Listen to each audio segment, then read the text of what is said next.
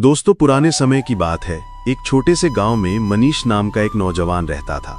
वो ईमानदार, मेहनती और अपने सिद्धांतों पर अडिग था। मनीष अमीर व्यापारी हीरामल के यहाँ नौकरी करता था। व्यापारी का व्यापार बहुत बड़ा था, लेकिन वो लालच और चालाकी के लिए मशहूर था। एक दिन हीरामल ने मनीष को बुलाया और कहा, मनीष, तुमने 3 साल तक मेरे यहाँ निष्ठा से काम किया है। अब वक्त है कि अब तुम मेरे लिए एक खास काम करो। कैसा काम? मनीष ने सेठ से पूछा। हिसाब किताब में थोड़ा फेरबदल करना होगा, इससे हमारा टैक्स बचेगा।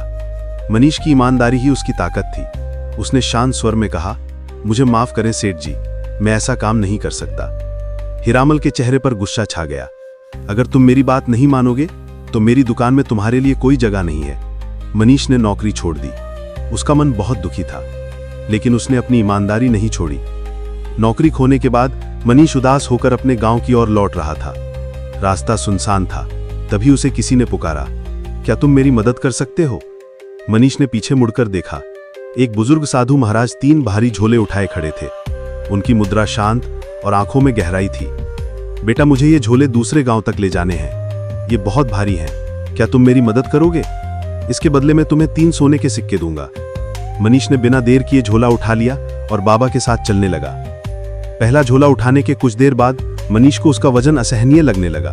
उसने पूछा, बाबा, इसमें क्या है जो ये इतना भारी है? बाबा मुस्कुराए और बोले, इसमें तांबे के सिक्के हैं। मनीष ने सोचा, तांबे के सिक्के ही इतने भारी हैं। चलो कोई बात नहीं, ये काम तो मैंने खुद चुना है। वे धीरे धीरे नदी के किनारे पहुंचे। फिर उस बाबा ने कहा, बेटा, मेरे पास 2 और झोले हैं। अगर मैं इन्हें लेकर नदी पार करूं और फिसल जाऊं तो ये सब बह जाएगा। क्या तुम एक और झोला उठा सकते हो? इसके लिए मैं तुम्हें 3 और सोने के सिक्के दूंगा। मनीष ने दूसरा झोला भी उठा लिया। अब उसके कंधे पर 2 भारी झोले थे। चलते चलते वे पहाड़ की तलहटी में पहुंचे। बाबा ने कहा, यह मेरा आखिरी झोला है, मैं इसे लेकर पहाड़ नहीं चढ़ सकता। क्या तुम इसे भी उठा सकते हो? इसके लिए मैं 3 और सोने के सिक्के दूंगा। मनीष ने तीसरा झोला भी उठा लिया। अब वो थक चुका था। जब वो पहाड़ चढ़ रहा था तो उसके मन में बुरे विचार आने लगे। उसने सोचा, इन झोलों में तांबे और चांदी जरूर होंगे। बाबा बूढ़े हैं, अगर मैं भाग जाऊं तो वे मेरा कुछ नहीं बिगाड़ पाएंगे। मनीष का लालच बढ़ गया। उसने अपनी चाल तेज की और झोलों के साथ घर पहुंच गया। घर पहुंचते ही उसने पहला झोला खोला, उसमें पत्थर निकले। दूसरा झोला खोला, उसमें भी पत्थर निकले। तीसरा झोला खोला तो उसमें भी पत्थर ही थे। तीसरे झोले में एक पर्ची रखी थी। पर्ची पर लिखा था, मनीष बेटा, मैं इस राज्य का राजा वीरेंद्र सिंह हूं। मैं अपना उत्तराधिकारी चुनने के लिए ईमानदारी की परीक्षा ले रहा था। यदि तुमने मेरी झोलों को नहीं चुराया होता तो आज तुम इस राज्य के राजा बन सकते थे, लेकिन तुमने लालच में आकर अपनी ईमानदारी को छोड़ दिया। पर्ची पढ़कर मनीष फूट फूट कर रोने लगा।